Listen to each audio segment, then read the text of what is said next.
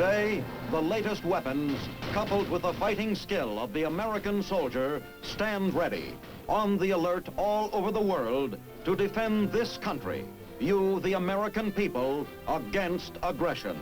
This is The Big Picture, an official television report to the nation from the United States Army. Now, to show you part of the big picture, here is Sergeant Stuart Queen. As you sit watching me on your television screen, you are aware of the enormous changes that the electronic miracle of television has brought into your lives. For the United States Army, television promises to revolutionize battlefield communications by giving the commander something he has never had before, communication by sight. Recently, the first public demonstration of the use of television in combat was staged at Fort George G. Meade, Maryland. In that demonstration, which we will show you in our first pictorial report today, we can see the full, spectacular scope of the changes television may one day bring to the battlefield.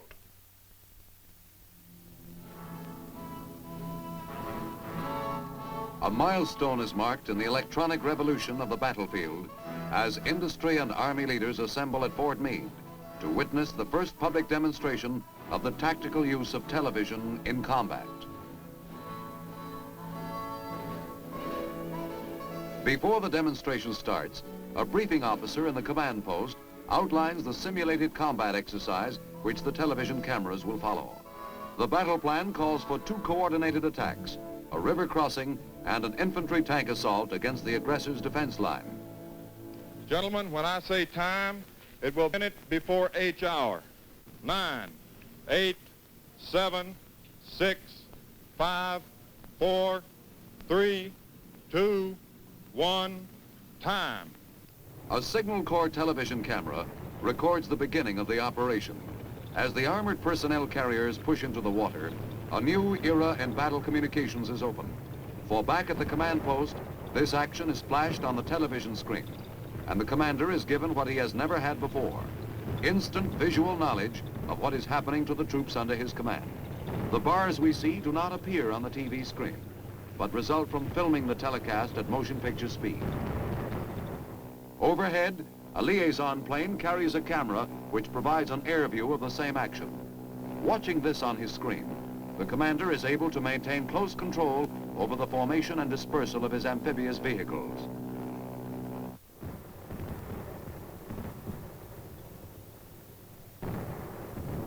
Now the aggressor begins his resistance to the attack with artillery and small arms fire. The commander can evaluate immediately the strength of this resistance. In the first crucial moment of the operation, his control is firm and constant, for the television cameras in the assault wave are giving him the incalculable power of sight.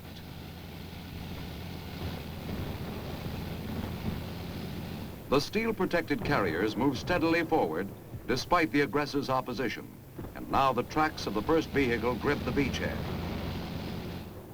The technician at the controls selects this vital scene for the master screen, and the observers watch closely as the carriers in the first wave land and discharge their infantrymen.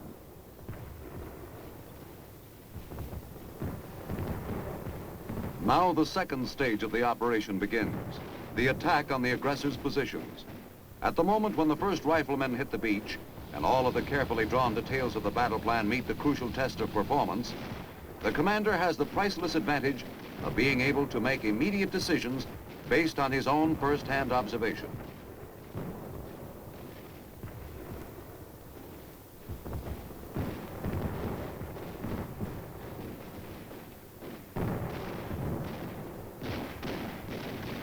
The riflemen move out, and with them goes the television cameraman, a new and important soldier born of the electronic revolution.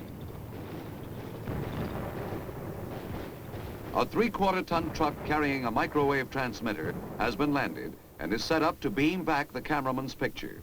It is picked up by the receiving antenna at the TV base station and flashed by cable into the command tent, where the action of the battlefield unfolds on the master screen.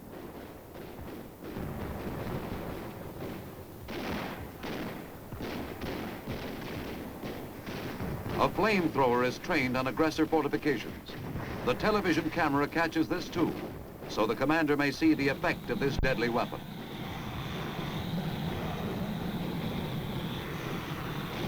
The coordinated tank infantry attack is launched under cover of a smoke screen. This is the payoff, the final test of military doctrine and training, and the cameraman is there to record the victory.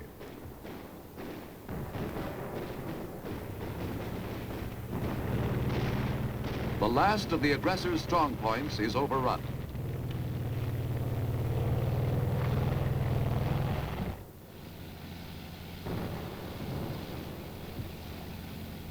But the battlefield work of the camera is not yet done. The surrender by the aggressor, relayed by the cameraman, gives the commander not only visual proof of success, but also a valuable opportunity to participate directly in the interrogation of prisoners. 6, I have a prisoner here for you. Over. This is Ramrod 6. Bring the prisoner up closer to the camera. Over. Prisoner, what is your rank and what is your organization? Over. Captain. Who is it? I'm a captain. I'm with the 107th Engineers, 7th Rifle Division. Let me take a look at his shoulder patch and sleeve insignia. I want to verify that.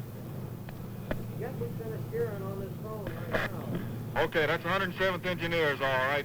Did you find any documents on that man? If so, let me have a look at him quick. Brad 3, this is Rat. I'm bringing up a map for you.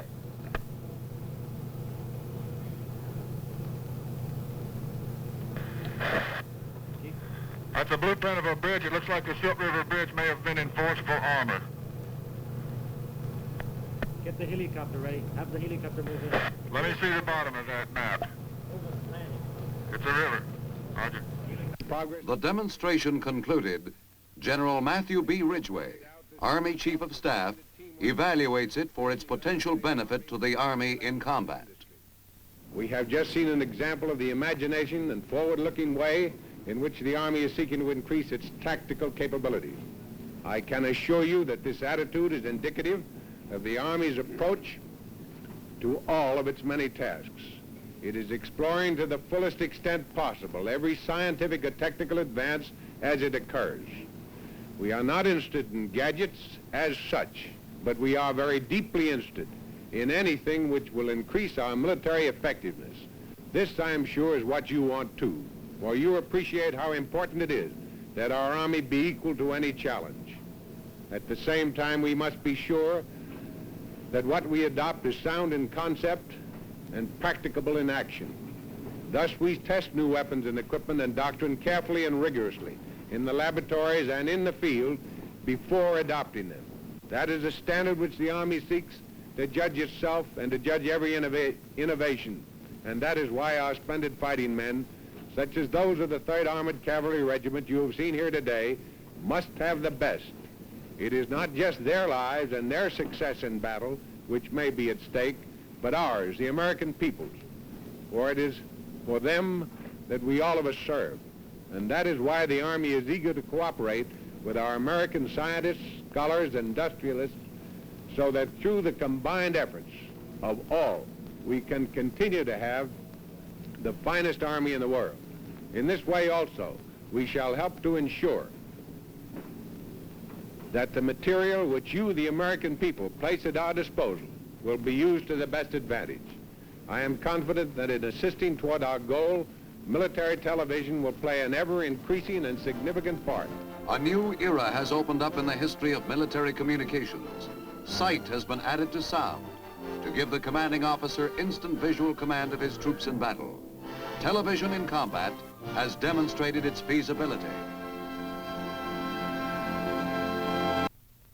Television will bring many changes to the American Army.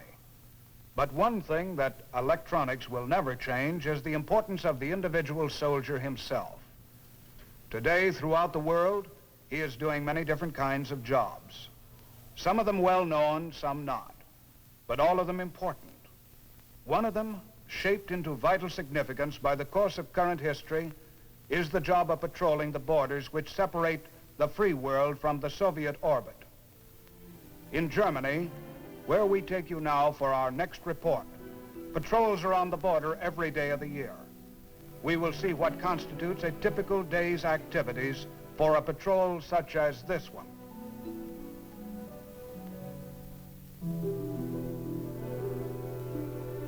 I'm a platoon sergeant with Company I, 14th Armored Cavalry Regiment, the leader of this patrol.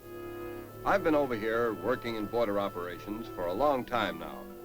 I've gone on a good many patrols, and everyone starts the same way, a thorough and careful briefing of the area we're going to cover. This is critical territory we're in, and there's no room for error in our jobs. Like everything else, of course, when you do it long enough, day after day, border patrolling gets to be pretty routine. But just the same, every patrol is a new experience. And you never quite get over the feeling of excitement that sets in when you start out.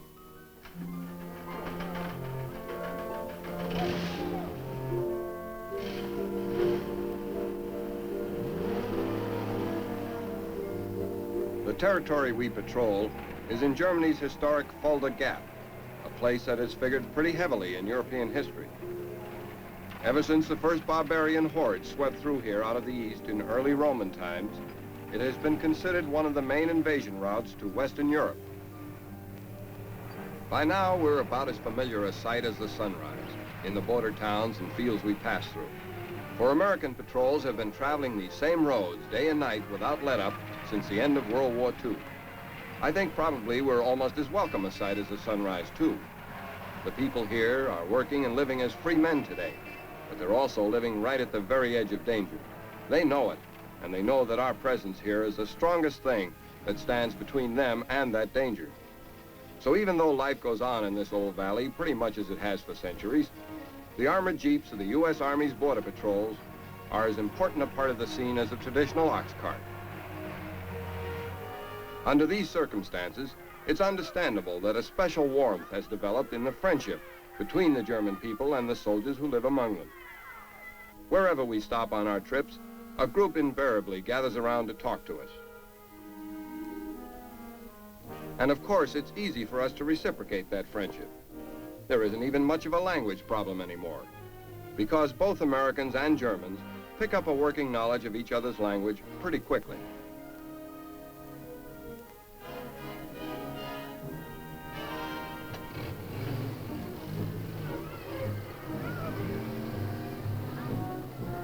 The chief equipment of a border patrol is alertness. All along the area, we must keep our eyes open and our ears sharp. We investigate the border from every good observation point we can find. Here, we're literally the Army's eyes, the eyes of the entire free world, in fact. So we scan the area carefully and then move on to another observation post.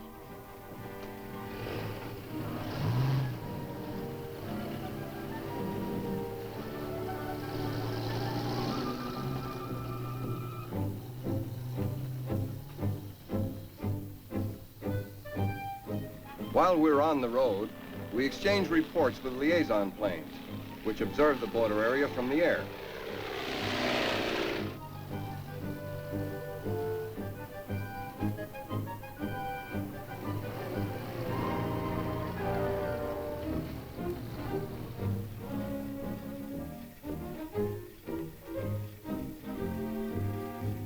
We're in constant touch with our headquarters, too, reporting every bit of activity along our route. In an operation like this one, it's also vital that headquarters know exactly where we are at any given time.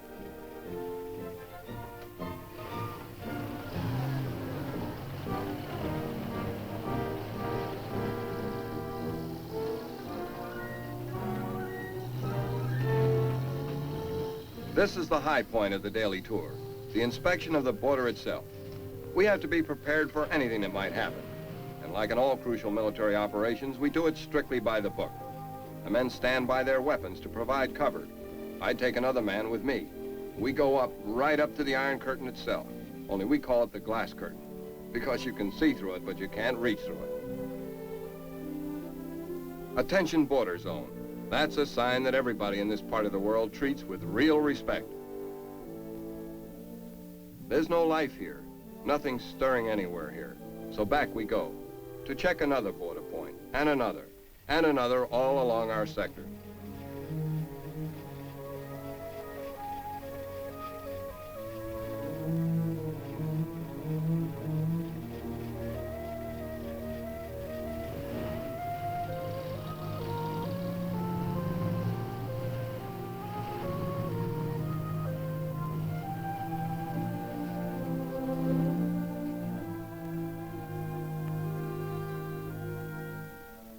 I don't know how many times I've looked out on that 10-meter strip of plowed ground which separates our world from the communist world. It's a strange feeling. I'm always glad to turn away from it, to walk back toward the world of freedom.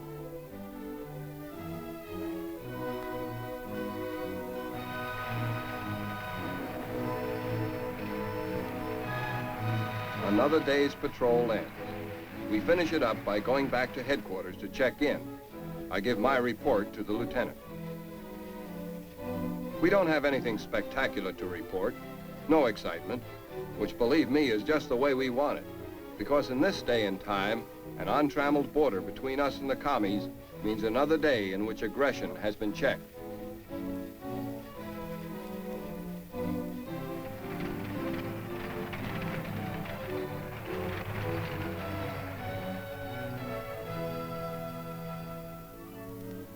Off duty, we participate actively in the life of Bad Hersfeld, where we're stationed. We're so much a part of the community scene now that whenever there's going to be a town festival or anything involving the welfare of the community, the mayor and other civic officials always count us in. That suits us fine, because we like being a part of this community. My CO is always telling us that on duty and off, we're sort of ambassadors for the U.S. over here. And I guess the townspeople themselves look at it that way, too. I'll have to confess, I don't feel much like a diplomat, but I do like to work with these people, for they've been mighty good to me. To all the soldiers over here, in fact. Sports is my hobby, and I found lots of opportunity over here to pursue that hobby, for these people are really sports-minded. Like most German communities, Bad Hersfeld has a sports plot. Discus throwing and other track activities are sports in which the Germans particularly excel. And the local officials are very generous about giving us lessons.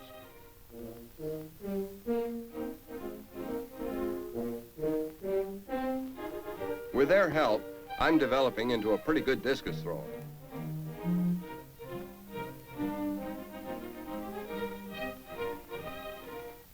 One of the best sports in all Germany is hunting.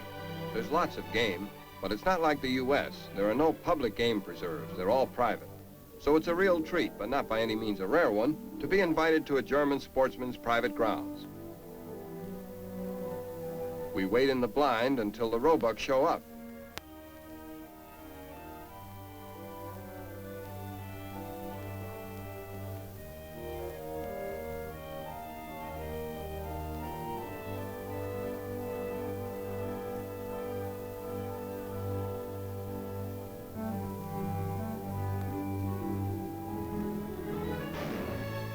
A hit.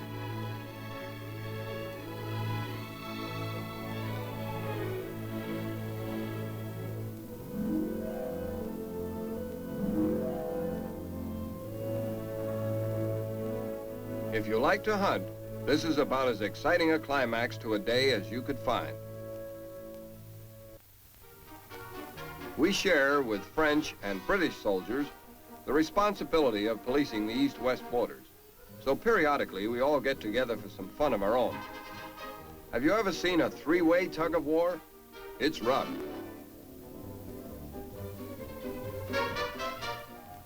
I'm the captain of the U.S. team, and I can tell you it's hard work.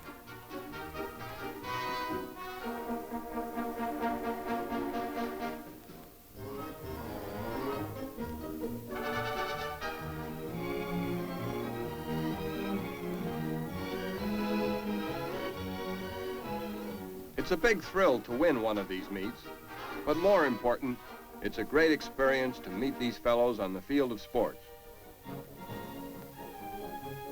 There's always a ceremony with one of our meets, one that really grips you.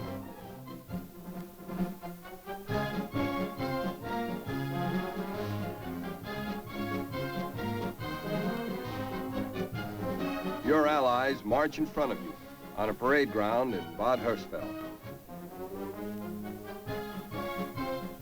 You watch the stars and stripes and your regimental colors pass in review. And you realize fully what an international character there is in the border soldier's life.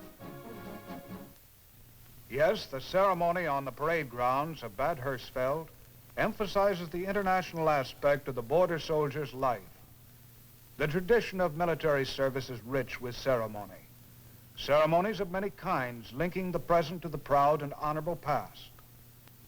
For our last report today, we bring you a story of one such ceremony, that of retreat, with an original music score composed and conducted by the United States Army Band. Of all military customs, the most respected, the most cherished and meaningful is that of retreat.